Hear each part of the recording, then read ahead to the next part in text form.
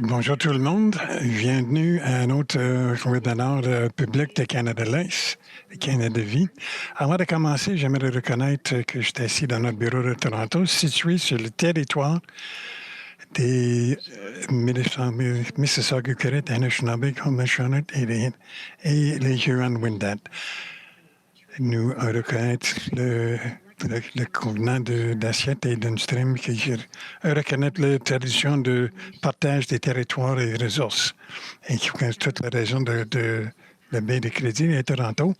Nous respectons l'histoire des peuples et des territoires des personnes sur lesquelles on opère et on s'engage à une relation de vérité et réconciliation qui soit guidée par la qualité et la collaboration.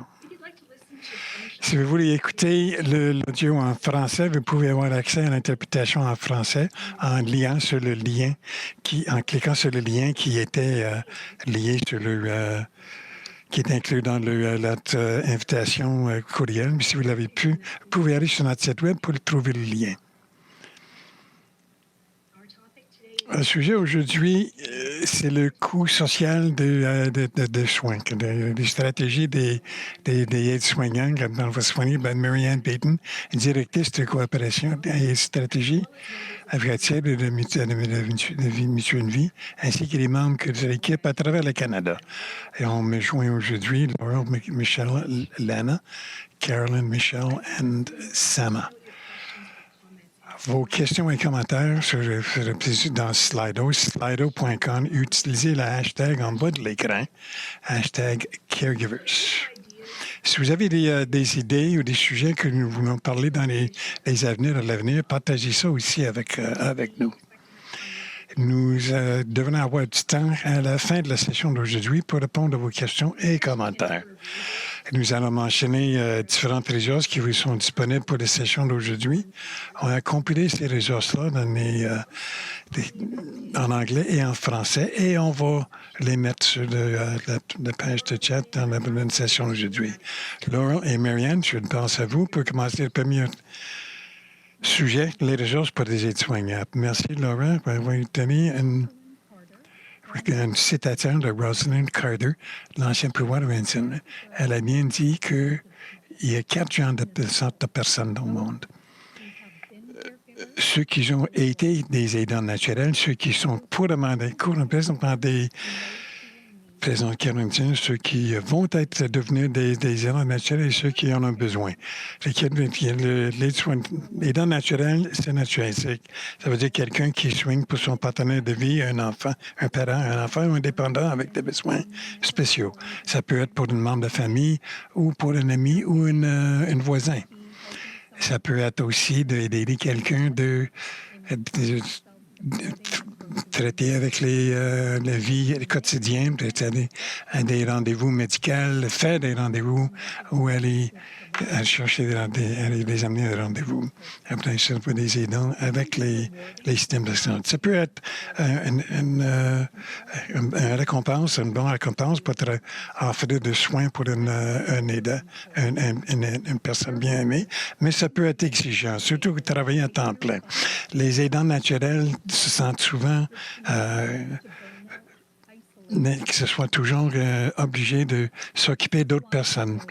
L'autre personne, plutôt que de s'occuper de soi-même, qui peut souvent mener à des burn-out, etc. C'est pour ça que nous trouvons que c'est un sujet important à discuter, qu'on puisse comprendre les besoins d'un aidant naturel. Si vous-même, vous êtes un aidant naturel, nous espérons qu'il y ait des renseignements que vous allez recevoir aujourd'hui. Marianne, c'est des systèmes pour des stratégies pour les sites, pour la santé mentale, pour les aidants naturels, pour aider le stress avec le monde.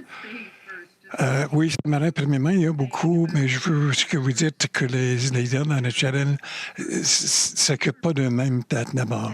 Si une autre personne m'a dit, quand j'étais à l'aidant naturel, vous dites, vous devez prendre plus de temps pour vous-même, je pense que je m'aurais peut-être perdu la tête.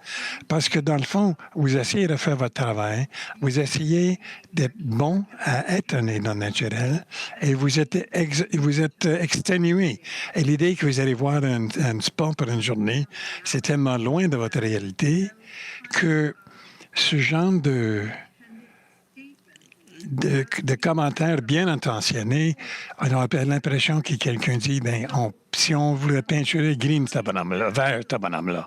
Alors, j'ai adoré absolument toutes les personnes pour qui je me suis occupé dans ma vie, mais ça ne veut pas dire que je ne voulais pas aller me cacher des fois. Ça ne voulait pas dire que parfois je me sentais comme si j'en avais eu assez. Alors, je veux être réaliste quand nous parlons de ça. Parce que les aidants naturels, ça a l'air quasiment d'être une merde, mais parfois c'est comme un chaos sans contrôle. Plusieurs choses que nous avons dans la stratégie, dans le site de stratégie, par exemple, on a souvent des choses sur des ressources des aidants naturels, ce qui vient des personnes qui m'ont donné des conseils et des stratégies qui m'ont vraiment réduit mon stress en aidant de soigner pour le monde. On a des ressources de santé quand on veut s'occuper, apprendre plus sur les conditions de la personne ou la façon dont vous pouvez l'aider. Nous avons des renseignements aussi à propos des services gouvernementaux. Je veux dire quelque chose d'aussi simple pour trouver les bénéfices. Qui savait qu'il y avait un site web d'un gouvernement à mettre sur pied, qu'on peut dire la province dans laquelle on vit, la condition de la personne avec qui vous occupez, le genre d'affaires que vous avez, et ça vous montre tout ce qui est disponible. Nous avons aussi des renseignements pour des leaders qui ont des aides-soignants dans leur équipe ils savent vraiment comment aider. Ils ne savent vraiment pas comment aider. Et comment que vous avez, quand on en lit, c'est une question de flexibilité, mais parfois, c'est pas possible parce qu'il y a plusieurs choses. Puis Jessica Graff, qui est psychothérapeute, elle a écrit pour une bibliothèque de conversation d'appui qui quand on parle, entre autres, de quelqu'un qui vit de douleur ou qui est de santé mentale, quelqu'un qui a une maladie chronique ou un diagnostic terminal. Alors, est-ce qu'on avait quelque chose sur les stratégies en lieu de travail? Oui, on en a beaucoup. Il y a toute une section sur les pertes et le deuil et les différentes approches, les différentes réactions que nous pourrions peut-être avoir à ça. Alors, oui, il y en a beaucoup. Il y a beaucoup, parfait. C'est ça que la prochaine question, c'est quelque chose avec qui moi j'ai affaire, étant loin géographiquement de certains membres de mes familles. Et ça, c'est que dans certains cas, dans plusieurs cas comme aidant naturel, on regarde souvent des choses, on s'occupe toujours des choses logistiques, c'est-à-dire question d'habitation, soins à domicile ou de l'aide communautaire. Plusieurs choses qui peuvent être aller chercher localement. Mais comment on peut aider des personnes qui essaient de faire ça de loin? Encore une fois, ce genre de renseignements, c'est sur des ressources pour les aides non naturelles. Mais je vais vous dire quelque chose que j'ai découvert. Le Croix-Rouge, souvent, a des services de soins à domicile ainsi que l'équipement qu'ils vont louer. Comme par exemple la Société canadienne de cancer va peut-être avoir des chaises roulantes ou d'autres équipements que vous pouvez utiliser. Dans plusieurs provinces, il y a des autorités de santé locales. Il y a différents noms dans différentes provinces, mais souvent, ils peuvent vous envoyer à différentes ressources. Et quasiment tout ce que j'ai déjà parlé, que je viens de parler, c'est gratuit ou ça coûte très peu. Et aussi votre membre de Parlement aussi. Que si vous appelez le bureau, c'est ça qu'ils font. C'est qu'ils peuvent aider les gens à trouver des ressources. Mais quand nous pensons des politiciens, nous ne pensons pas toujours des soins à domicile ou un enfant handicapé. Mais ils sont plus conscients de ce qui est disponible et plus capables de vous aider. Mais je dois dire que l'un de mes meilleurs liens et connexions et références est venu des amis qui sont dans l'industrie de soins de santé, que ce soit des infirmières ou font partie des centres communautaires qui offrent des soins. Ces individus-là m'ont donné beaucoup de renseignements. Juste terminer ce sujet-là, il y a souvent le défi à faire affaire avec le système de santé. Si, à moins que vous ayez quelqu'un qui est très conscient de technologie ou négocier des sites web, mais aussi de la paperasse, les médicaments, des rendez-vous médicaux, chercher un deuxième conseil médical. Alors, étant dans l'industrie d'assurance, plusieurs parmi nous sont très familiers et nous comprenons l'importance de comprendre les programmes de bénéfices, que ce soit pour des membres d'associations ou différentes polices d'assurance. Quelles autres suggestions que vous pouvez avoir pour des aidants naturels en ce qui est l'appui de santé? Moi, j'ai trouvé que la meilleure chose pour moi, c'était de revenir à l'ancienne école et d'avoir toutes ces données-là, tous ces dossiers gardés dans une cartable. Parce que je fallait que je revienne. Quelqu'un vous donnerait une brochure au moment que vous avez entendu parler. Peut-être que votre bien-aimé a une maladie terminale, que vous n'absorbez pas nécessairement tous ces renseignements. Les choses comme des bénéfices, le monde va peut-être lire les renseignements qu'ils ont et ils ne comprennent toujours pas. Mais c'est d'appeler et de dire à la personne qui est votre fournisseur, et est-ce que vous pourriez m'expliquer ça? Même certaines personnes, si vous avez un programme d'employés et d'assistance, même si votre personne aimée n'est pas couverte par ça, c'est juste pour vous, vous pourrez peut-être les appeler et dire, regardez, c'est ça que je fais et que j'ai vraiment débordé. Est-ce qu'il y a quelqu'un à qui je peux parler? Alors, vous avez quelqu'un qui est payé pour vous écouter, mais qui peut aussi vous aider. C'est aussi, dans beaucoup de familles, certaines personnes sont très bonnes à offrir de l'appui émotionnel. D'autres peuvent aider financièrement. Certaines personnes aiment bien que l'organisation pour aller chercher les services. Et si vous avez cette occasion-là d'engager d'autres personnes dans votre famille, de faire différentes parties des soins, des parties avec lesquelles ils sont plus confortables, ça aide vraiment beaucoup quand tout le monde se sent qu'ils peuvent contribuer, mais on ne les a pas forcés de contribuer, à laquelle il n'y avait pas vraiment accès. Comme de pouvoir s'asseoir, pleurer avec quelqu'un, c'est pas facile pour tout le monde. Et de pouvoir naviguer les systèmes de santé, c'est pas facile pour tout le monde. Mais on peut plus tous jouer un rôle. Et ça, c'est un de bons conseils, ça. En fait, utiliser les choses, c'est un peu tout le monde. Et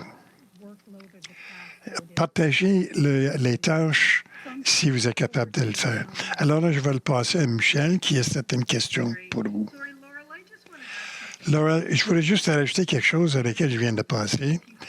Souvent, si on appelle quelqu'un et on lui dit « Non, je ne peux pas vous aider », c'est pas ça que nous faisons.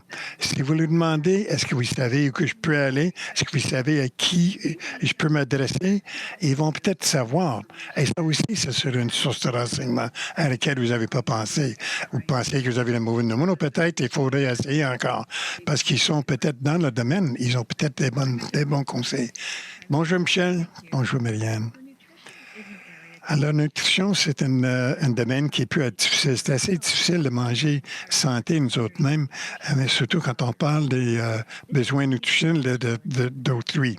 Ça devient encore plus un défi quand cette personne-là, c'est un adulte comme notre parent, un frère, une sœur ou un autre personne. Et on a d'autres ressources sur le site, comme Diabète Canada et l'Association des cœurs canadiens. Est-ce qu'il y a d'autres ressources qui pourraient aider? Il y a des choses comme des repas volants et même le Croix-Rouge, à un certain moment, offre des repas. Surtout quand vous êtes aidant naturel à longue distance, ces personnes-là, vous pouvez les contacter. Si la personne a un bon repas par jour, surtout quelqu'un qui est aîné et qui peut se faire une sandwich ou manger des céréales pour le reste ailleurs dans la journée, ça peut aller loin. Ça veut dire aussi que quelqu'un cogne à la porte et vérifie leur état, alors il y a beaucoup de santé, de valeur. Et même si vous n'avez pas de l'argent, il y a des services On a DoorDash, puis etc., mais il y a plein de façons qu'on peut aller les chercher des repas. Mais je veux soulever un autre point. Parce que j'ai marché, j'ai suivi certaines personnes en fin de vie, je me rends compte que quand le corps commence à se fermer, quoi, le monde ne peut pas digérer le même mange les mêmes éléments ou la même quantité d'éléments. Nous pensons souvent que si on peut juste les faire manger, ça peut les garder plus forts, les garder plus longs. Et le médecin m'a dit, vous ne les rendez pas service. Vous mettez plus de stress sur un corps qui essaie de lentement s'ajuster à ce qu'il est capable de faire. Et même sur les questions de nutrition, alors, quand on parle de fin de vie, c'est seulement une question de calories et non pas de nutrition. Donnez-leur ce qu'ils veulent. Ne battez-vous pas avec les aliments ou combien qu'ils vont consommer. Faites juste ce qu'ils veulent que vous leur rendez disponible. Et ça sera une meilleure expérience pour eux deux. Maintenant, évidemment, si la personne avec qui vous soignez, quelqu'un plus jeune, quelqu'un qui a une maladie chronique et vous essayez de gérer la nutrition, c'est toute une autre histoire. Parce que manger beaucoup, ça va peut-être moins aidant. Mais là, ce que vous voulez faire, c'est dites-moi toutes les choses que vous voulez manger, toutes les viandes. On va commencer avec les légumes. Là, on passe aux fruits, ou la viande, etc. Compte-moi tout ce que vous aimez manger. Et essayez de partir de là pour lui donner plus de choses qui sont plus nutritionnelles, mais que vous n'essayez pas. Essayer de me faire de foie et des oignons, je n'en mange pas. Alors, faisons pas une bataille des éléments.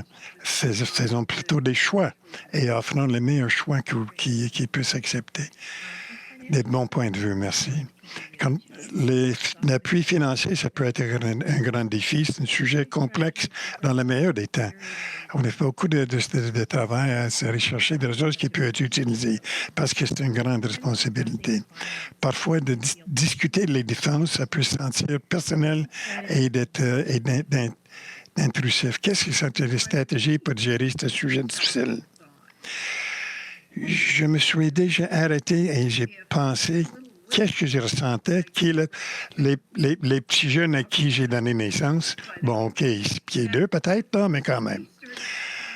Si quelqu'un commençait à me dire qu'est-ce que je peux faire, commençait à enlever mon indépendance, commençait à me dire qu'est-ce que je pourrais m'acheter et pas m'acheter, je ne l'aimerais pas tellement. J'aimerais pas tellement ça.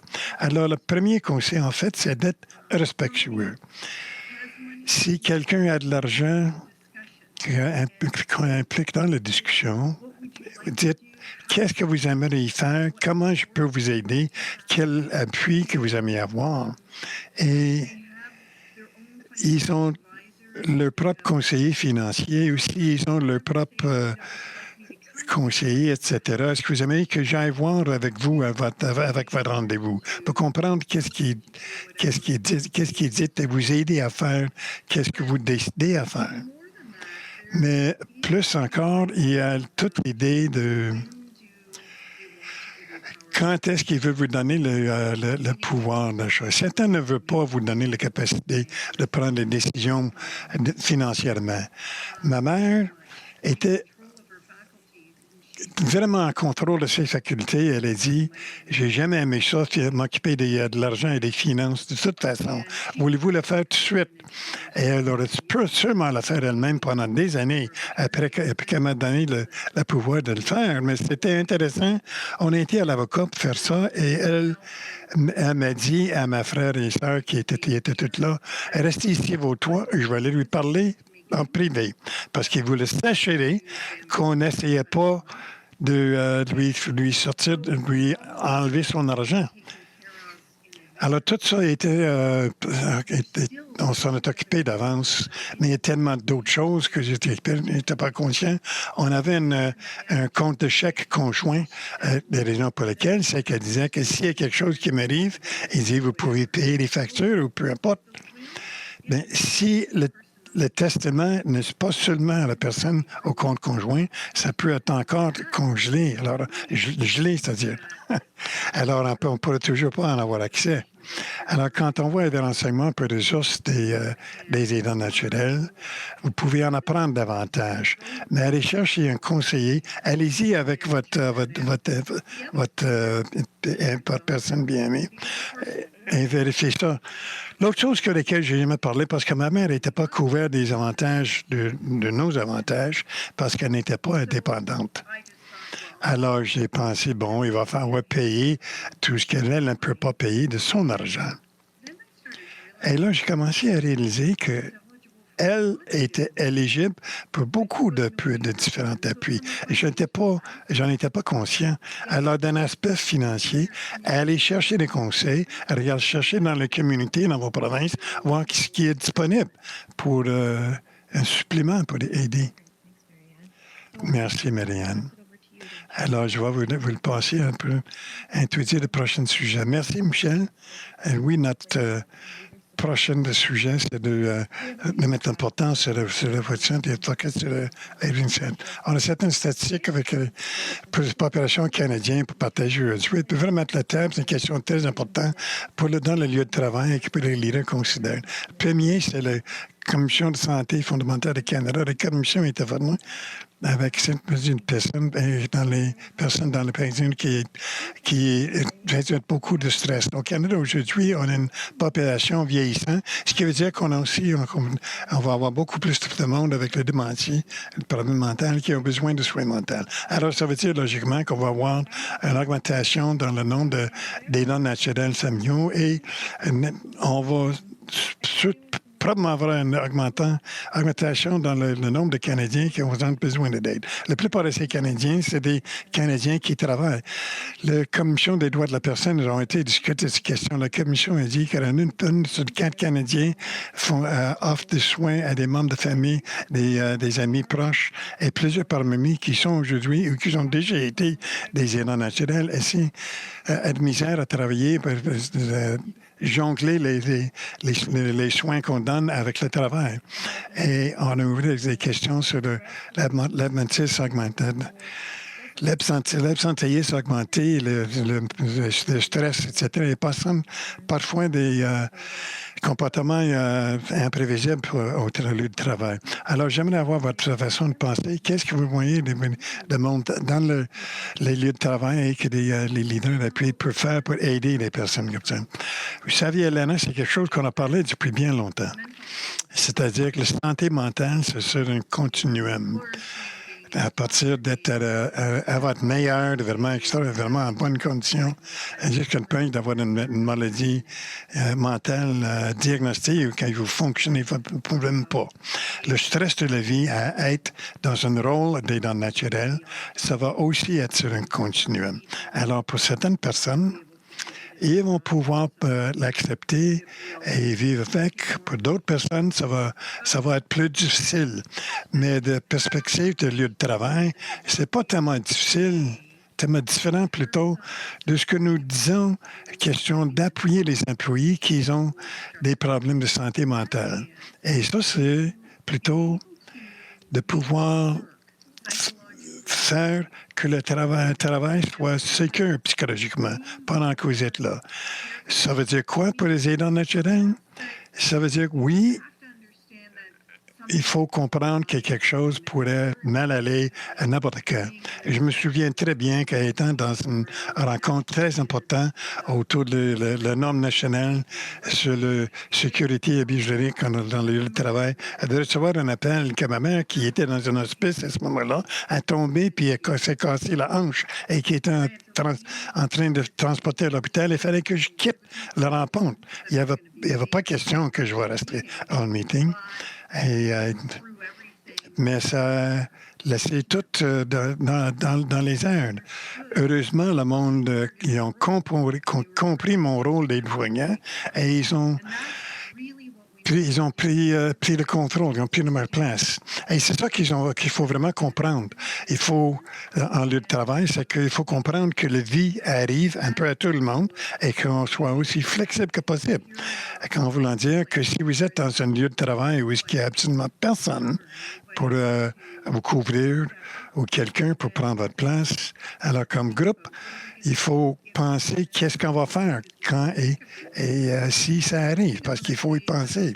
L'autre chose que je veux dire à propos des leaders, c'est de comprendre que pas tout le monde qui est aide-soignant ne veut pas nécessairement être au travail. Le travail, pour moi, c'était un refuge. Être aidant, je voulais bien le faire. J'en étais engagé, mais aller travailler, c'était ma santé mentale. C'était en fait le repos, le coût émotionnel d'un aide-soignant. Je ne veux pas que le travail veut donner plus de monde. Faites juste demander à la personne comment je peux vous étudier davantage, qu'est-ce que vous avez besoin pour pouvoir faire votre travail. Cet homme ou personne vont pouvoir vérifier 2, 3, 4 fois par jour. D'autres vont dire non, je ne vérifie pas nécessairement la personne qui est aide-soignant pendant que je suis au travail. Ils vont s'en occuper à moins qu'il y ait une urgence. Alors, on ne veut pas nécessairement prendre pour acquis les choses que les personnes ont besoin. On veut simplement être capable de répondre à ce qu'ils ont besoin. Certaines personnes vont vouloir parler de leur bien-aimé et ce qu'ils vivent, et d'autres non. Alors, il faut prendre vraiment les indices des autres. Merci, Myriam. C'est des questions importantes pour les plans pratiques. Je vais passer à Caroline, à vous, Caroline, pour en parler. Merci, Alana.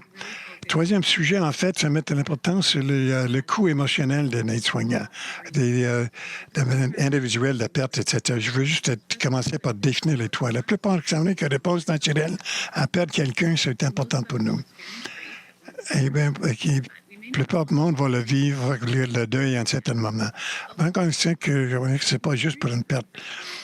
La réponse pour le deuil pour d'autres aussi, comme la fin d'une amitié, la perte d'un travail, le changement de rôle, le changement de la situation financière, que l'enfant quitte la maison. Je sais qu'il y a peut-être des personnes sur l'appel qui ont vécu ça quand ils ont envoyé leur enfant à l'université ou au collège le mois passé.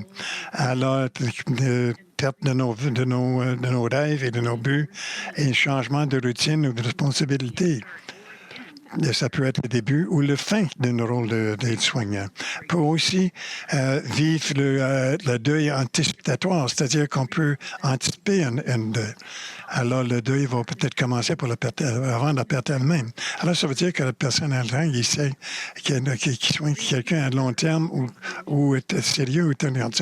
Le deuil peut avoir bien des réponses qui peut être, c'est pas nécessairement mauvais ou pas mauvais, mais et la variance, peut-être que vous avez dit en fait, de reconnaître la perte, ça fait une bonne partie importante pour le processus. Alors, Marianne, quand on parle de santé mentale, on dit que tout le monde vit et a l'expérience de la veille différemment. Quelle réaction que peut avoir la pense?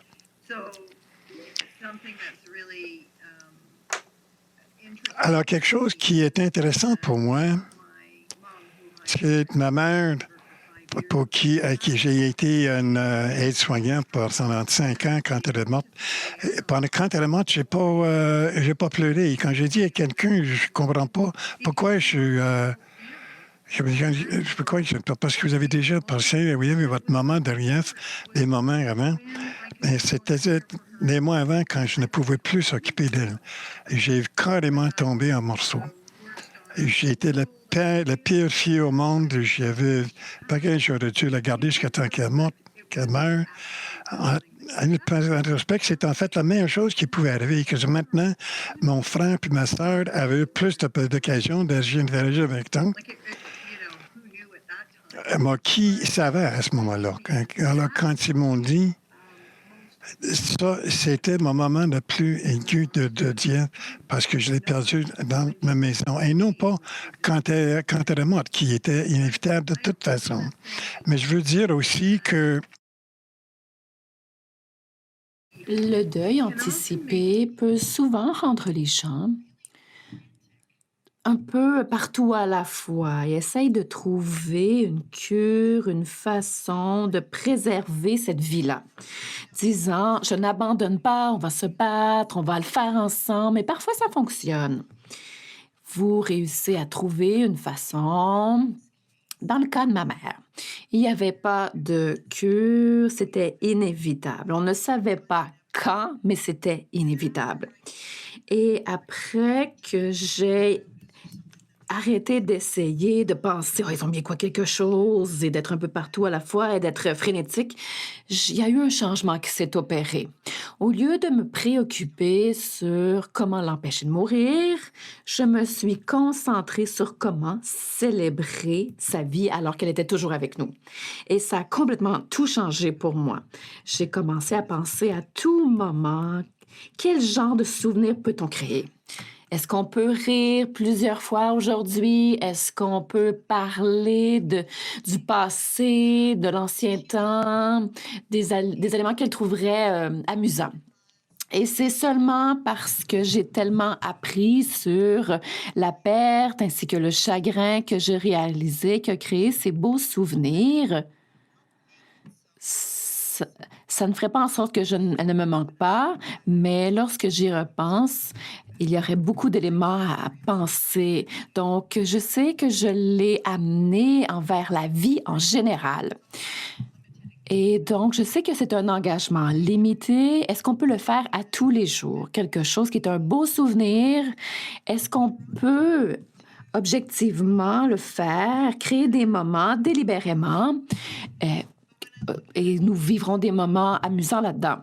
Donc, il y a d'autres éléments que j'aimerais partager avec vous. Mon oncle avait un cancer du pancréas et j'ai passé ces derniers mois avec lui. Il y avait énormément de choses à faire, à gérer l'aspect logistique, les funérailles. Et j'ai pris un vol vers ma maison, mais je n'avais pas de réaction émotionnelle forte, mais j'ai pris un vol vers la maison quelques semaines avant l'anniversaire du décès de ma mère. Et c'est là que je me suis écroulée. Et parfois, ça vous frappe à différents moments. Et on m'a dit que ça va et ça vient comme une des vagues. Pendant 2 ans, essentiellement, ça allait et ça venait comme des vagues. Mais après ça, soudainement, il y a quelque chose qui va le déclencher. Mais la différence, c'est que donc, en y repensant de façon intentionnelle, je pense aux souvenirs positifs. Comment honorer les gens que j'ai perdus dans la façon où je vis ma vie présentement. Les choses que j'apprécie et qui me font du bien. Et un autre élément également, c'est que j'ai rencontré quelqu'un 2 fois et cette personne allait collaborer sur un projet que je faisais pour l'Association de la santé mentale canadienne. Et cette personne-là est quelqu'un qui travaillait dans un centre d'appel pour les gens en détresse. J'ai reçu un appel disant qu'il n'allait pas venir à la prochaine rencontre puisque la personne était décédée, elle s'était suicidée. Donc, quelqu'un que j'ai rencontré 2 fois et j'étais complètement dévastée. Ça m'a fait remettre en question le travail que je fais, mon existence. Ça m'a fait remettre en question la vie en général et les gens m'ont peut-être regardé me disant « Mais tu ne la connaissais même pas. Pourquoi est-ce que tu as tellement une grosse réaction? Tu ne la connaissais même pas. » Et je veux simplement vous dire, donc le plus j'ai appris sur la perte et le deuil, ce n'est vraiment pas en lien avec la relation, le lien avec la personne. C'est vraiment comment on s'identifie par rapport à la personne, l'attachement, donc la perte et le deuil, c'est unique envers nous-mêmes, notre historique, notre personnalité, nos traumatismes passés, nos pertes passées, notre état de santé mentale, notre bien-être actuel. Et le plus vous pouvez l'accepter, et même l'accueillir, disant oui, ce sont mes émotions, il y a quelqu'un qui est important pour moi et quelqu'un que j'ai perdu et je dois intégrer cette perte dans ma vie et décider qui je serai maintenant et de ne pas sentir comme je dois vraiment me lever par les épaules ou peu importe, je dois me relever. Donc, merci beaucoup, Marion. J'ai une question ici parce qu'on est assez familier avec les réponses au deuil, le choc, le chagrin, etc. Mais souvent, on peut observer et vivre des symptômes physiques comme la fatigue, la nausée, douleur, perte de poids, prendre du poids, ne pas être capable de dormir. Donc, comment ces réponses peuvent avoir un impact sur les gens dans l'environnement de travail? Donc, pour moi, le plus important, c'était vraiment, j'avais comme une espèce de brouillard mental. C'est comme si je ne pouvais pas me concentrer. À l'époque, Caroline, vraiment, la journée suivante, les funérailles de ma mère, donc, on parlait de l'évolution de la santé mentale dans l'environnement de travail au Canada. Et le groupe avec lequel je travaillais, et donc, je lui disais, tu dois parler plus lentement parce que c'est comme si ça n'enregistrait pas dans mon cerveau. Donc, je comprenais que ça faisait partie du deuil. Je ne me suis pas fâchée envers moi-même ou vraiment, je me suis pas flagellée non plus par rapport à ça. Mais il y a des choses étranges qui se passent. Parfois, on oublie. On oublie parfois de manger ou on oublie de boire de l'eau. Et une des choses que Ellen Wolfelt, si vous lisez des éléments sur le deuil, il a vraiment écrit beaucoup là-dessus, il disait que lorsque vous vivez ce processus, vraiment, buvez un grand verre d'eau et à chaque fois que vous buvez votre verre d'eau, buvez-le. Ne buvez pas parce que vous avez soif, buvez parce que vous devez boire. Même chose avec la nourriture, n'attendez pas d'avoir faim. Donc, mangez, dites, je vais prendre un petit morceau parce que je sais que j'ai besoin de le faire. Et faites-le. Mangez sans attendre d'avoir faim. Et je pense que ce qui est le plus important, le conseil le plus important, c'est vraiment de pouvoir bouger et d'être bon envers soi-même. Ne mettez pas de pression. Comprenez que ce ralentissement physique, ça fait partie du processus et c'est correct, c'est normal. Ce n'est pas un problème de santé mentale de se ressentir le deuil à la perte de quelqu'un. Voilà. Oui, merci. Samia, tu as d'autres questions pour Marianne à ce sujet? Oui, Marianne, tu faisais une référence à une citation de Alan Wolfett et nous savons que c'est sur la stratégie de santé mentale dans l'environnement de travail. Il y a bien sûr des experts en deuil qui sont bien connus, qui nous ont offert des citations. Il a mentionné des conceptions erronées par rapport au deuil et j'aimerais vous lire chacune de ces citations et voir ce que vous en pensez. Donc, la première citation est « Le chagrin et le deuil progressent par étapes prévisibles et ordonnées. » Qu'en pensez-vous? Ah, prévisible et ordonné, juste comme les humains, n'est-ce pas? Mais non. Donc, peut-être que si nous étions des robots, nous serions prévisibles et ordonnés, mais non.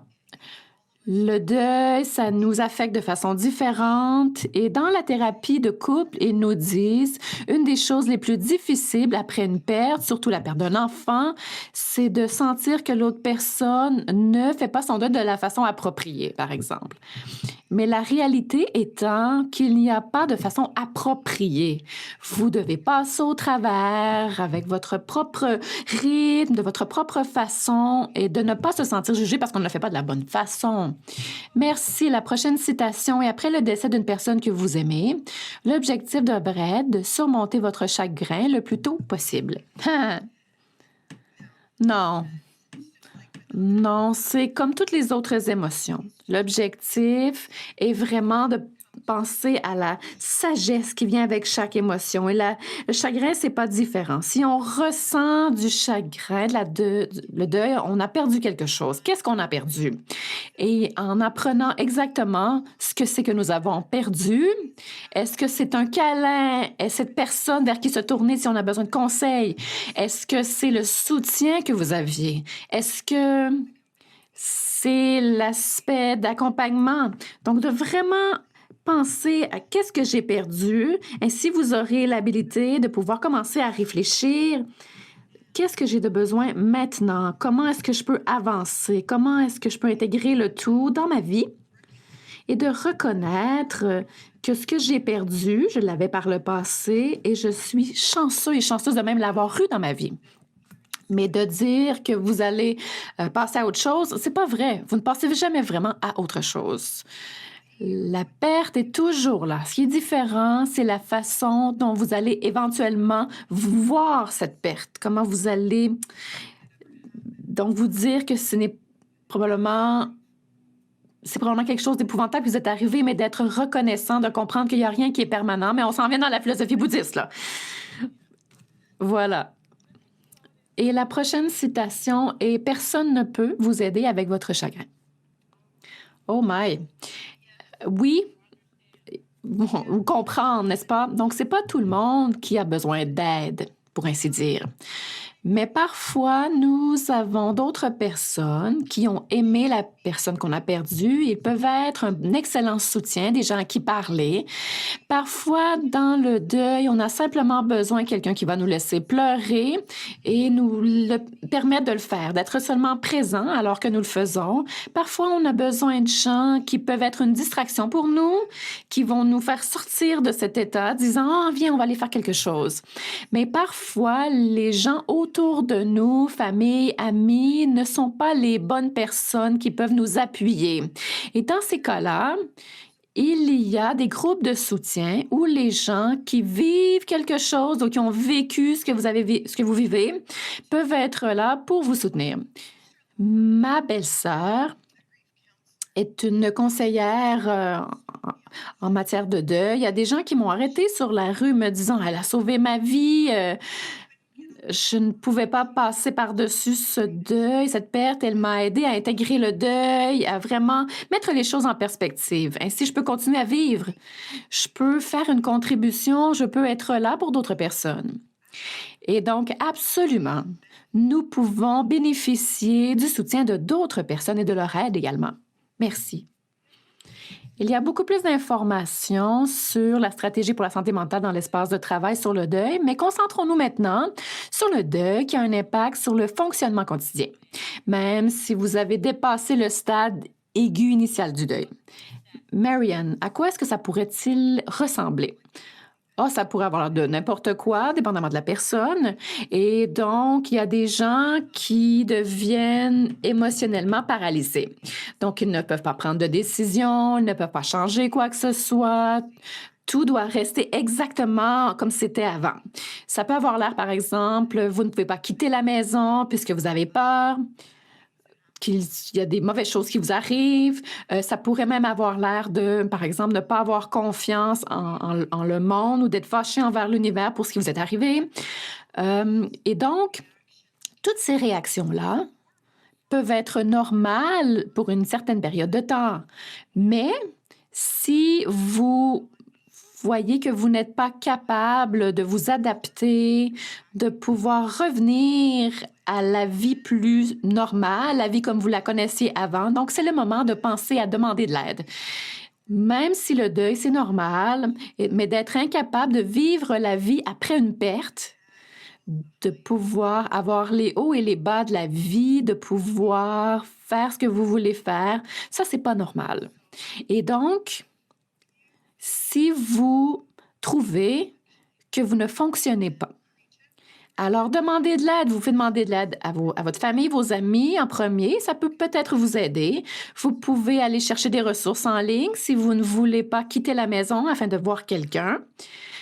Ou vous pouvez aller dans ces groupes de soutien, aller voir un thérapeute, mais ne laissez pas votre vie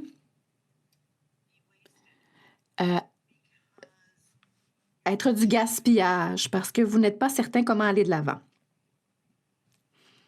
Ah, ça a beaucoup de sens, ça. Absolument. Excellent. Merci pour votre perspective.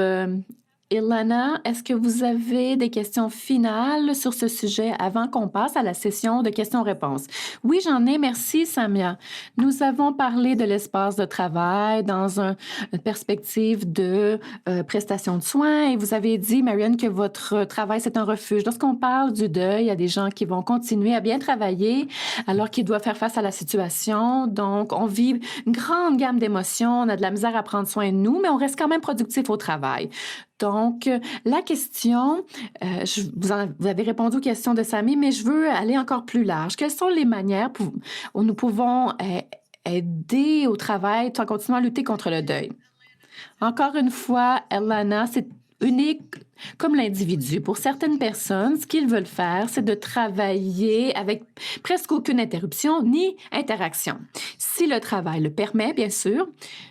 Donc, vous pouvez le faire. Il y a d'autres personnes qui sentent qu'ils ne veulent pas travailler isolés. Ils ont besoin de gens autour d'eux. Donc, parfois, on peut modifier les environnements de travail ou les espaces de travail ou la situation afin de pouvoir accommoder cette situation ou cette demande. Il y a des gens qui auront besoin d'une opportunité de pouvoir pleurer et on a seulement besoin peut-être de parler de comment ça pourra marcher. Donc, je connaissais une réceptionniste et de pleurer quand tu es réceptionniste, ça ne donne pas une bonne première impression lorsque quelqu'un arrive et entre dans l'espace. Donc, il doit y avoir certaines discussions et collaborations en lien avec quoi faire lorsque ça se passe et comment les gens peuvent prendre votre place ou peu importe. Et dans l'espace de travail, tout d'abord, il doit y avoir une conversation en place. Et si moi, je suis le leader, je vais dire à la personne, dis-moi ce que tu penses. Quelles sont tes forces présentement? Qu'est-ce que tu penses que tu peux très bien faire malgré ce que tu vis? Et dis-moi ce que tu penses pourrait être des défis. Quelles sont vos préoccupations? Donc, ça va peut-être être plus difficile pour vous, quelque chose qui pourrait peut être un élément déclencheur. Et dis-moi comment est-ce que je peux être la personne qui va pouvoir t'aider. Donc, chaque personne sera unique et leurs besoins seront uniques également. Et parfois, cette conversation de collaboration est plus facile lorsque vous êtes un leader. Mais qu'en est-il des personnes qui sont vos collègues? Qu'est-ce qu'on peut faire sans sentir peut-être que on pose la mauvaise question ou on est dans l'intimité de la personne? Je pense qu'on doit comprendre qu'on doit s'empêcher de donner des conseils, à moins que ça soit quelque chose en particulier qui nous soit demandé, donc une question. La meilleure chose à faire, la chose la plus gentille à faire, c'est de donner l'opportunité aux gens de pouvoir mentionner ce dont ils ont besoin et de pouvoir partager ce qu'ils ont en tête. On doit être de meilleures personnes pour écouter et que d'être des conseillers. Et donc, est-ce que la personne veut que nous parlions de la personne qui est décédée? Donc, il y a des gens qui ne veulent même plus dire leur nom parce qu'ils ont peur que la personne sera vraiment désespérée, paniquée. Peut-être que la personne est encore dans ma tête et je veux qu'on en parle. Ou peut-être que quelqu'un va dire je pourrais pas passer au travers si tu mentionnes cette personne-là. Pas pendant que je suis au travail, peut-être quand je serai en pause. Donc, de vraiment comprendre, de demander à la personne comment vous vous sentez aujourd'hui, comment vous êtes capable de vous adapter à la situation aujourd'hui. Quelle est la meilleure approche lorsque vous vous sentez dépassé? Comment s'adapter? Ce genre de conversation-là ont moins tendance à déclencher des émotions négatives. Donc, vous vous dites, oh, bon, elle ou elle va mieux, je suis contente de voir qu'il ou elle n'est pas plus en douleur. Donc, peut-être que la personne est en douleur, mais on doit parler moins et écouter plus. Excellent, merci. Je pense que c'était votre dernière question et dernière diapo. Donc maintenant, avec le temps restant, on va passer aux questions qui nous proviennent depuis Slido. Et donc, avant que Laurel pose la première question, une question qu'on obtient souvent est où trouver les ressources qui furent mentionnées aujourd'hui. Nous avons créé des documents d'une page en anglais et en français, donc qui mentionnent toutes les ressources ou la plupart des ressources qui furent mentionnées aujourd'hui. Il y a des liens inclus, donc vous pouvez trouver les ressources sur le site. Donc, si vous allez sur Stratégie en milieu de travail sur la santé mentale, sur leur site Internet, et dans le champ recherche, donc vous inscrivez le nom du webinaire et vous allez trouver l'information. Si le site est facile, c'est facile de naviguer sur ce site-là, donc vous allez trouver l'information consolidée. Donc, passons aux questions qui sont dans Slido. Est-ce qu'on voulait commencer avec la première, Laurel? Oui, merci beaucoup à tout le monde pour vos questions. C'est excellent. On va pouvoir en poser le plus possible. Marianne, donc je vais mettre deux questions ensemble. C'est un thème familial. Et donc, vos recommandations sur comment les familles vont peut-être pouvoir commencer tôt à se préparer pour prendre soin d'un membre de leur famille. Donc, rassembler la famille et Donc, les étapes qui devront être nécessaires à mettre en place éventuellement pour prendre soin d'un être cher. La deuxième partie de cette question, c'est qu'il y a des membres de la famille qui sont peut-être prêts à débuter ces conversations-là. Il y a d'autres membres de la famille qui ne veulent même pas entendre parler de ce sujet-là. Donc, comment est-ce que vous pourriez recommander aux familles, donc comment débuter ces conversations-là et de débuter ça tôt et comment avoir ces conversations difficiles? Comment naviguer ces conversations? Encore une fois, il y a des membres de la famille qui n'ont pas le luxe d'avoir ces conversations parce que les choses se passent très rapidement. Mais que ça se passe rapidement ou pas, ou que vous ayez le temps, la conversation est que lorsque ça a lieu, que voulez-vous faire? Quel genre de rôle voulez-vous prendre sur vos épaules? Laissez les gens vraiment pouvoir faire ce qu'ils sont préparés à faire. Donc, que les gens partagent cette charge. Et pouvoir mentionner, par exemple, dans mon cas, c'était moi qui a pris ma mère et les autres disant qu'ils n'allaient pas le faire, qu'ils n'étaient pas préparés à le faire, qu'ils n'allaient pas... Donc, ils ne voulaient pas le faire, ils ne voulaient pas y aller chacun leur tour. Donc, d'y aller et de se dire que c'est pas tout le monde qui va faire la même chose, mais c'est pas vrai. Vous faites ce que vous voulez faire. Et également, on doit parler de ce que cette personne, ce que le proche aimerait. Donc, c'est une partie très importante de la conversation. Donc, de le mentionner en premier. Et également, Laura, ce que je voulais vraiment, je voulais mettre vraiment l'emphase sur les enfants. On ne devrait pas les garder de côté, donc de réaliser la façon dont on traite les enfants à un moment où une personne est en train de mourir, ça aura un impact sur leur sentiment de confiance envers nous pour le reste de leur vie. S'ils pensent qu'on leur a caché les choses, s'ils pensent que nous leur disions la vérité, ça peut avoir un impact négatif s'ils sentent qu'on n'aura pas dit la vérité. Et comment leur en parler, c'est aussi très important et ça doit être basé sur leur âge, qu'ils sont prêts à entendre, si c'est approprié pour leur âge. Donc, il y a beaucoup d'informations, connaissances à ce sujet. Mais être le plus honnête possible, donc de leur demander ce qu'ils savent déjà, ce qu'ils ont besoin de savoir, qu'est-ce qu'ils en pensent et ce qu'ils aimeraient savoir en bout de ligne. Excellent. Alana, je me tournerai vers vous pour la prochaine question. Merci, Laurel. Donc, Marianne, pour en revenir aux environnements de travail, est-ce qu'il y a une façon pour que les environnements de travail se préparent similairement aux familles? Donc, par exemple, ce qui vient en tête, par exemple, c'est que l'information soit facilement disponible sur les programmes gouvernementaux, des bénéfices prestations. Est-ce qu'il y a d'autres suggestions pour les environnements de travail? Oui, puisque je pense que c'est Caroline qui parlait de comment la perte et le deuil va faire partie de la vie de tout le monde. Et donc, tout comme souvent, on a des gens qui vont venir, vont parler de la santé mentale, parler de la planification financière, parler de différents sujets dans l'environnement de travail. Il s'agit d'une expérience commune que nous aurons. Et donc, de pouvoir parler avec les gens, parler de la partie émotionnelle de tout ça, mais aussi l'aspect pratique, l'aspect logistique de tout ça. C'est un excellent service aux employés et il y aura toujours des experts dans la communauté, que ce soit pour les maisons funéraires, par exemple, des gens qui vont venir vous parler. S'il y a des hospices, souvent, ils ont des gens qui peuvent venir parler, les soins palliatifs aussi, les hôpitaux.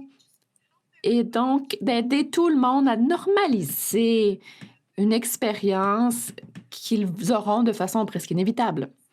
Est-ce qu'on a des suggestions pour les environnements de travail, donc les leaders, les ressources humaines, etc., les différents secteurs, sur comment aborder les aidants naturels tout en maintenant leur vie privée alors qu'ils vont discuter de leurs besoins? Encore une fois, c'est une réponse universelle à la question. Posez-leur la question. Qu'est-ce que vous voulez dire aux gens? Qu'est-ce que vous voulez garder privé? Comment voulez-vous que je parle aux gens en lien avec vos absences? Il y a des absences. Et de quoi avez-vous besoin de notre part?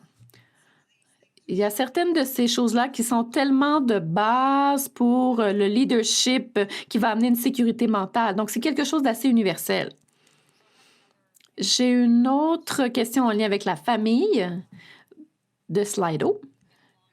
Comment s'entendre avec les frères et sœurs si nous savons ce qui est le meilleur pour maman ou papa, peu importe qui est la personne de qui nous occupons, mais nous avons tous des liens différents avec cet individu.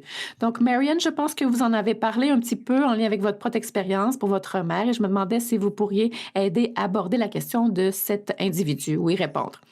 Oui, également, nous avons eu des discussions en lien avec... Lorsque vous êtes avec maman, vous faites le mieux que vous pouvez. Donc, la façon dont vous allez interagir avec elle. On n'a pas dit tu dois faire exactement ce que nous avons fait. Nous essayons vraiment d'offrir une flexibilité. Et dans certains cas, ça signifiait ne pas vouloir voir le tout parce que la personne n'était pas d'accord, mais c'est correct. On essaie de les laisser avoir l'expérience qu'ils ont besoin d'avoir. Et aussi, il y a certaines choses qui sont vraiment essentielles en lien avec les soins.